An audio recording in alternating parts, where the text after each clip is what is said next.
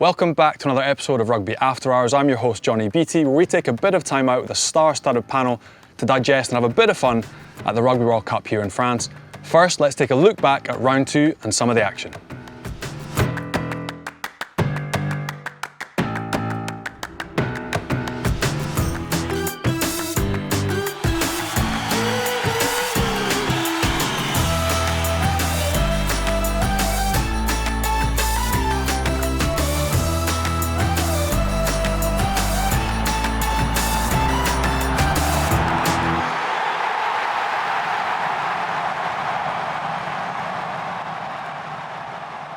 Another amazing few days here at the Rugby World Cup in France. I'm delighted to be joined our panel tonight, Montpellier players Elliott, Stooke and George Bridge, and Charlotte Caslick, absolute legend with the Aussie 7 setup as well. How are you enjoying the tournament so far?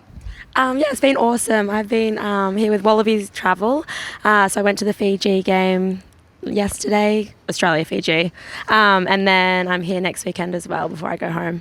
And what do you make of this place, the Villa? Not a bad setup. Yeah, it's amazing. It's a great spot. I've never been on this side of France, so yeah, I love it. A bit of a deflating loss to Fiji. Fiji were phenomenal though, but what do you make next round? You still got it? You're going to make it through against the Welsh? Yeah, I think so. I think the boys will get up next weekend. They haven't been playing some very good footy lately, but yeah, I think they'll be able to get up over the Welsh, and then I think it all goes on to points. What did you make of that performance against the Fijians? Yeah, well, it wasn't great. They're obviously ill-disciplined. I think they gave away 18 penalties or something, which is, yeah, it makes it hard to win games if you're doing that sort of thing. And yeah, they didn't control the game at all. And boys watching on, the key for them beating Wales next week, if they're going to do it, what they're going to have to do better? Fiji are obviously an unreal team. You know, you can't take that away from them. And Australia are obviously under a lot of pressure at the moment, but I think they just need to sort of go back to the simple things. It's cliche, but Australia tend to, love to attack, and the backs need to start firing. The only way backs are going to start firing, George, is if the Aussie forwards are going to win collisions. Exactly. I mean, Fiji boys just seem to every carry, every tackle, just winning meters. So yeah, the Aussie boys, and I'm sure Eddie Jones will probably have a word or two to say about it this week. They just need to start winning meters, gain line meters. Australia got a good set of backs, but it's not going to work if defences just keep coming off the line all the time. So, like I said, just win the meters in contact, and of course have a good scrum and line-up. Simple stuff. Simple stuff done well. Mate, George, you've been here nearly a year now. What have you made of the country so far, your rugby in the top 14 and the tournament so far? Yeah, I went to Stade de France for that opening match. I played in 2021 at Stade de France against France when we lost, and being on the field and experience that was amazing, and then being in the stands this time was if not more amazing, and seeing the opening ceremony and whatnot. But just as a whole, seeing how the French get around the top 14 and now the World Cup as well, the atmosphere at games is just amazing, and that's what's really making it so much fun to be in France at the moment. And there's obviously a lot more rugby to come, so looking forward to seeing what's to come. Elliott, welcome to the show, mate. A big victory for England against Japan. Is it coming home? It's coming home, Johnny. We'll kick other teams to death. You know what I'm saying? Seriously, what did you make of it? Probably not the first half performance. Japan very testing as well, played some great rugby, but it's been a difficult prep for the side. But now 2 wins, not the most glamorous, but effective, and that's what World Cups are about, right? 100%. World Cups aren't about good performances; they're about good results. And who cares how we're getting results, as long as we're ticking the box. It's coming home. You can tell his face. Do you know what I mean? Bridjo, it's coming home, mate. I don't care if Elliott Daly's kicking it every other 5 minutes. Do you know what I mean? No, but prime time telly, 9 o'clock on a Sunday night. World Cup, England versus Japan, you're hoping for something special, especially it was after the Australia-Fiji game, which was absolutely outrageously good. And then you've turned on to kick tennis, really, wasn't it? A bit of kick tennis. And then a little bit of headers and volleys from Joe Marler. Impressive. Which was decent, actually. Get that as an assist down. He'll claim that somehow, knowing him. You're a man that knows Steve Borthwick very well. You've been coached by him before.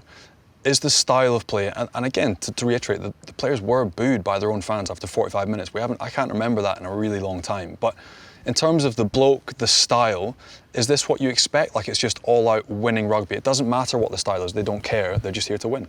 It's tough to hear your home team getting booed, especially when you know a lot of the players playing, and you know how much effort they've put in, like building up to this World Cup, how much effort they put in last season to be in contention, and then to hear fans booing the side, like regardless of how they're playing or how Steve wants them to play, you've always got to back your lads, really. Like, don't get me wrong, it's not the most exciting brand of rugby they're playing.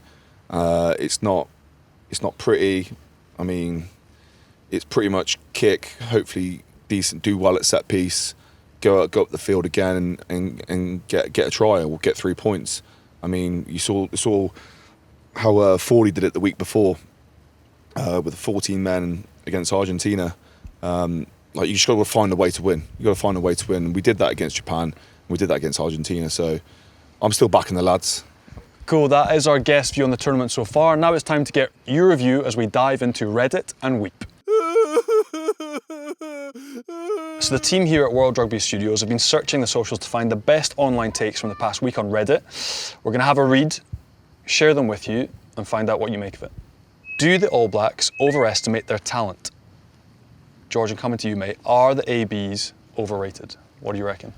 I have to be biased and say no, because I've played my entire career with all the boys and think that they're unbelievably talented. They've obviously had a very tough couple of years with some of the results, and I think they've been put under a lot of pressure from a lot of external factors as well. But you know, you can never count out the lads, and I think they are definitely building really nicely, and so everyone's definitely looking at, you know, the home side, France or Ireland or something, and thinking that they're the top dogs at the moment. So it sort of suits the All Blacks quite well, really. Due signature 2965, Bundee Aki, clearly the player of the tournament so far. Early days yet, but if he keeps up his performance, I can't see anyone coming close. The real test will be next week with tougher opposition. Do you agree? Did you see Bundee play against the Tongans at the weekend? He was absolutely insane. What did you make of his game? Yeah, he's a very good player, but it's very early doors, and Ireland probably haven't been tested as much as they're going to later on in the tournament. So it's a pretty big call saying that now, but I do agree that he's a very good player, and he'll be a big influential part of Ireland when those big games come. Bundee Aki with Ireland, but who else has impressed you early doors in the comp? Who stood out for you? I don't know if it's surprising, but Josua Tuisova was awesome for Fiji yesterday. Like, he was bumping all our boys off, and like we were speaking about before, winning collisions, and I guess they can play off the back of that. So, yeah, he was awesome. Have you guys come up against him in the top 14 yet? Yes. Yeah, I got bumped twice against him. Yeah. For Bath anyway, when I was playing for Bath. Yeah. We have played him, and his figure is outrageous. Yeah. He's a big boy. His calves, Mana. there's some serious girth on them. Girthy calves, that's all I'm retaining. The That's all I'm girth on them. retaining. Plenty The of girth, George. Shine a light. By the Revenant, Lewis Rees-Zammit is try and his Sue celebration against Portugal. I don't mind it. I don't mind it at all. like it? I don't mind it at all. He's claimed he's a big Ronaldo fan. And if you're going to do it against any team, it's against Portugal, really, isn't it? Don't mind it at all. I think Is it's it appreciation. disrespectful, or is it the best celebration of the World Cup so far? It's the best celebration. No, it can't. Surely it's not disrespectful. It's not disrespectful. He's claimed that his hero is Ronaldo. So whoever that chap is on Reddit, shut up. Beat it. Beat it. What is the likelihood of Australia now making the quarters if they beat Wales? By My Name is Breakfast. Underneath depends heavily, mate, I know. Full Depends English? heavily on bonus points, but I would say they have decent odds now, maybe 60-70%. They probably need to beat Wales by a massive margin. What do you guys think? Can Australia still make it to the quarters after yesterday's result? Yeah, I think they'll beat Wales, and then I don't know if the Portugal result will also count towards points and whatnot. But yeah, I think they'll definitely beat Wales, and then hopefully be in the quarters still. Last one, team, the risk guy. In fairness to England, they might end up being the worst team ever to win all of their pool games. Can't really argue with that. I can see a tasty semi-final with Ireland if they get through. What do you reckon? Have they really played that badly, or do you think the criticism is actually fair? I can see where he's coming from, but like I said earlier, the World Cup isn't about good performances, it's about results, and we might be the worst team ever to go on and win our pool games, but at least we're in knockout footy. I don't mind. How do you think they would get on if they made it through to a semi against Ireland? We saw in the warm-ups it didn't go well. How do you reckon they'd fare in knockout rugby in a semi-final of the World Cup against the Irish? Well, I think it's quite nice now that we're going into games as underdogs, and it's no matter how poorly we're playing, it's actually nice seeing there's a good result at the end of it. Like we're playing poorly and still getting good results. We've had 2 good results. Some outrageous shouts on the Reddit forum. We're keeping our eyes on socials on the Reddit platform. Charlotte's actually got her own thread. She is super famous on the Reddit platform, so keep your eyes out there too. Now time to put our guests to another test. We're going to play our next game, Agree or Disagree. Right, so guys, this is a fairly simple game. You've each got battens with thumbs up or thumbs down on it on your paddle. I'm going to read you an outlandish statement. I want you to tell me if you agree or disagree and why. Ready? Ireland will beat the Springboks. Ooh, divisive. Why? Why won't they? I just like the Springboks. That's all. I like the way they play. Style of playing too strong? They're physical, and then they move the ball well. Yeah, so I'm Springboks. Fellas, George, what have you got? You've gone for Ireland to beat the Boks. I've gone for Ireland to win. I actually really like how Ireland play, and I think losing Malcolm Marx is a big loss as well. Yeah. You agree with George? I do agree with Bridger. I think South Africa have tried too much recently in terms of the way they've played. Like they had, what was it, a 7-1 bench the other day? You'd have got a game, mate. They had that many forwards on the bench. Yeah, like they played. Yeah, it was mad. And then they played 4 scrum halves the other day in one game. I mean, Cobus Reinert. Yeah, our mate Cobus. Our teammate Cobus. He's my teammate on the golf course as well. Yeah. We play scramble together. Hackers. Hacking it round. Absolute battlers. Yeah. Right, next one. Sexton is now Ireland's greatest ever player. Oof. Oh, you changed your mind then, I was eh? thinking about it. I feel like if they win the World Cup, he could go and become Ireland's greatest player. But like right now, maybe not. But like in how many weeks? 8 weeks? He could be. Hey, they haven't made a semi yet as well, so Yeah. no Irish players made a semi-final, so he could take them even one step further. Obviously, they want to make the final and win it. George? Yeah, I think you're right. If they did go all the way, then it'd be hard not to beat. But can't beat Rog.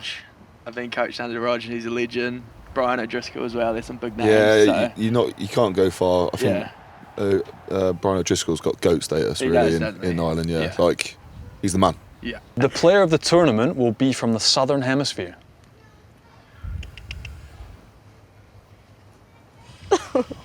Ooh, right, George, I'm coming to you because... Oh, no. First answer accepted. I'm going to go, it won't be from the Southern Hemisphere, no. DuPont is DuPont's got unbelievable. something to do, yeah. He's very, very special player. Like Do you know he met Zidane the other day? he did. Yeah. He's Zidane met DuPont. You're not wrong. Sorry, DuPont. Yeah. Pardon, DuPont. Pardon. Pardon. So we're going Toto. Antoine Dupont for the player of the tournament. It's not. I think France will go. I think we haven't spoken enough about France, and I think France will. They've got a lot to prove, and I think they're going to pull through. Caleb Clark is a modern day John Olomu.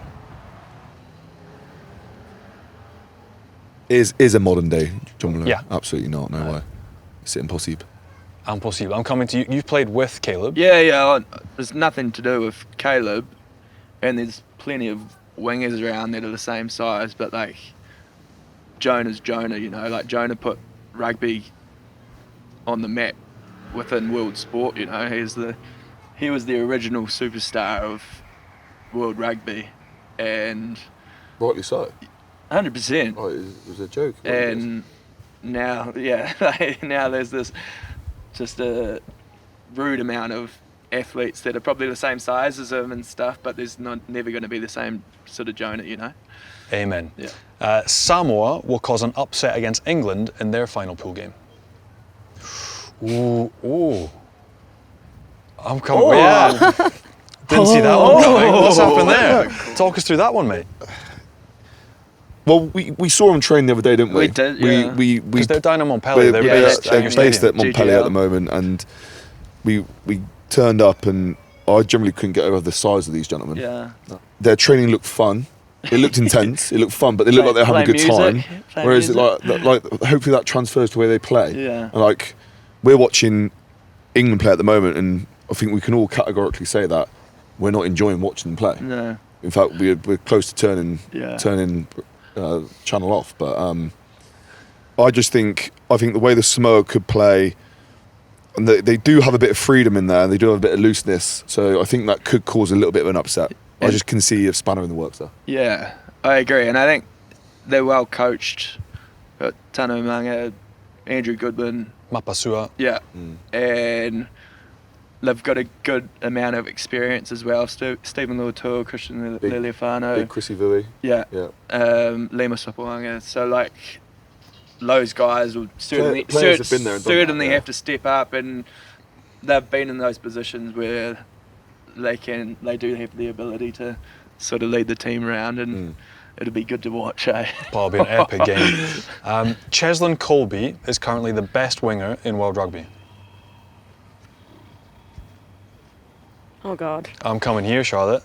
I think he was the best winger in World Rugby, but I don't know if he still is. Who would you pitch ahead of him at the minute? No idea. This guy. George Bridge. No idea, but like I think he was at one stage, but I don't know if he still currently is.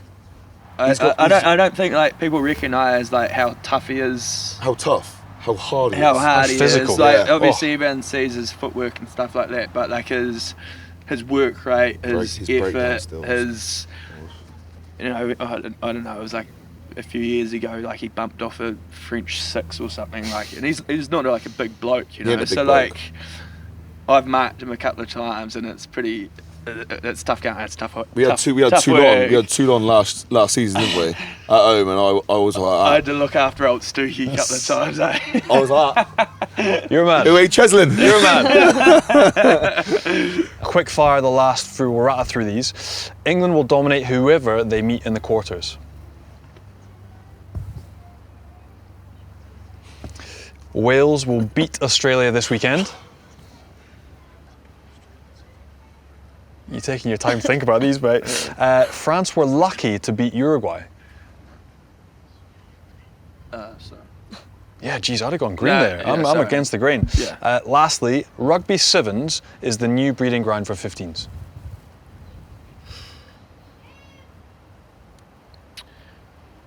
I think it's always been, like in Australia, it's always been a bit of a breeding ground. Like Matt Giddo and a lot of those boys all came through sevens, but they're not so much anymore. Yeah. Well, that was cool. I enjoyed that, and I think that we managed to ruffle a few feathers, which is always good. Thank you for taking part. We're going to take a quick look now at Antoine Dupont, a few of his teammates. Julian Marshall were at the Robert Dupré Hospital, putting some smiles on a few patients' faces.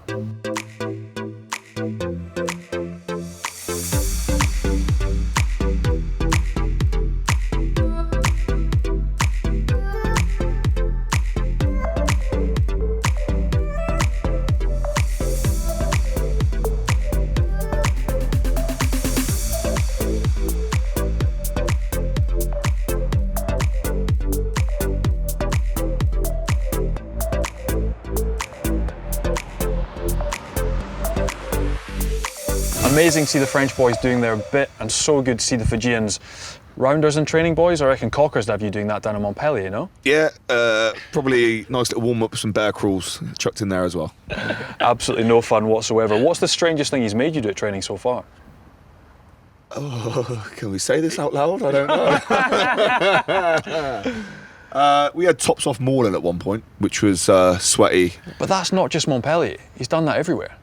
Has he? I don't know. Has he? So apparently there was also people moaning back in the UK it was too cold. And it's Yeah. like, right, everyone, shirts off, let's do this tops off, then you'll feel the cold. Yeah, apparently the nipples were flicking off back in England, like it was that cold. Can we say that here or not? You said it, mate. A whole lot of them topless men wrestling Just each other. horrible, mate. It's horrible. It's horrible. It wasn't nice. It was sweaty. It was greasy. It was. Poppers was in his Far too element. much. Far too much. So we've reached our final segment, the fantasy wall. As you may know, Rugby World Cup fantasy is ongoing throughout the competition. We've had hundreds of thousands of people sign up already. This week it's your decisions. You're going to influence who people should pick and why. Have you played fantasy so far? No. No, I haven't. You Okay. pick your team pre the weekend. Yeah. You get points and rewards for tries, minutes played, conversions, Very similar. points off for yellow cards, red cards, whole 9 yards. Should we give it a go? Let's have a look. Sounds good. Okay, first pick is Cam Roygard. 100 fancy points against Namibia. He's got a value of 7. 6.5% of users that are playing have actually picked him. The next fixture is against Italy though. So is he going to upsert Aaron Smith? Will he be playing, or do you reckon Aaron Smith is going to come back into the team? He looks pretty happy in that photo, doesn't he? He's delighted. I think they'll likely play Aaron Smith against Italy. They'll be wanting to Okay. have a strong side out, and Roygo got his first start on the weekend and played very, very well, but Aaron's got so much experience, so I think they'll probably... And would you be slotting Aaron Smith straight back in, or do you fancy another scrum half in the comp? I think Aaron Smith will be in there, yeah. Next we have Lewis Rees-Zammit. 55 fancy points against Portugal. He hit the Cristiano Ronaldo celebration, agree with it or don't agree with it. 94 points in total. He's quite expensive. He's got a value of 8, and 29% of people playing the game picked him. Up next against Australia. How do you reckon he'll go against Australia, and do you reckon Australia can stop him? It's hard not to put him in because of his X factor. He's very, very quick. He's probably the quickest- in he's the quickest thing I've ever seen in my life. Yeah. I wonder who'd win in a race, him or Ronaldo in prime. Because seeing as he's pulled out the Sue, I feel like he'll just be chasing a lot of kicks against Australia. I wouldn't have him in this week. Do you get meters for chasing kicks? Like points? He does chase a kick. But do you get points do for you it? get points for That's it? a good question. Do we get points for chasing kicks? Doubt it. No, you don't get effort points. I probably don't. That's all I do at Montpellier. But you do it really well. That's why they pay you the big bucks, man. Next is Sama Malolo. So he came off the bench for Samoa. Impressive first game, 45 fantasy points, value of only 5, so not expensive, and only 0.6% of the users in the game have picked him. Are there any better hookers, or who would you have in your fantasy side? Who's got the best maul at the moment? Springboks. Springboks are up there. They don't have Malcolm I'd say Marks. you watch. No more. No marks, so they're... I reckon Sam Matavesi's not a bad shout for Fiji. He's been very impressive. He's been very, very good. He's been very consistent as well. And Dane how- Coles. very good. Very good. I'd back I him. bet he's expensive, mine. Yeah, surely Yeah. he gets heaps of fantasy points because he's easy. Surely he's cheap. tricky. He's the second oldest All Black of all time now. How old is he, Bridget? I don't think you get D value for 56. age. It's not like a. It's not how it works. On hookers and Samoa, how far do you think Samoa can go in that comp? We talked about that English game, but do you reckon if they pip that one, they can make it through to the quarters as well? Yeah, I think they could. Yeah, I think they could. It's obviously they're a game behind at the moment, aren't they? Yeah, in they terms are. of, so it's still early doors for them, and it wasn't the best performance No, they put I out. don't know. But like I said, early doors, and we did see them at training the other day. They did look good. They look like they're enjoying themselves and having a good time. I think they've got the team to do it. Yeah. Big Ben Lamb's coming back from injury. I The think. Lamborghini's coming back. Lamborghini. Yeah. So it'd be good to see him getting a Yeah. bit of ball in hand for once. Definitely. And Good looking rooster, isn't he? isn't he? Next, we spoke about him earlier, Bundee Aki, who was monumental against Tonga. 113 fancy points already against them and 195 in the game. That's the most so far in fantasy rugby. He cost 9.5. That's the 4th most expensive in the game, and he's picked by just about 18% of the users. South Africa next up. Just how important is he going to be against South Africa next week? I think he's going to be extremely influential, but from a fantasy point of view, I think it'll be such a tight game that tallying up points for a 12 against a very large Springbok sides might be quite difficult for him. Do you reckon he's just as influential at the minute as Johnny Sexton to how they play? He's a gain line player, isn't he? Yeah. So, like, out of all the backs, he's probably your main gain line player, and if he's not giving you that much gain line, he's essentially an extra flanker, really, playing with a pair of hands. So, it just depends if you can get gain line. Personally, I wouldn't pick him this week. No. In terms of up against the Springboks. Like, not ruling the fact out that he's probably going to have a good game still. Yeah, He's been from a consistently very fantasy good. point of view, Yeah, I probably wouldn't pick him. agreed. Okay, last one, Josh Tuisova. We've already spoken about his monster calves and their girth, Georgie. Crucial for Fiji against the Aussies. 32 points against Australia, 89 in total already. Only picked by 4% of users in the game. But just how impressed, you were there in person, you saw the game. How good was this guy?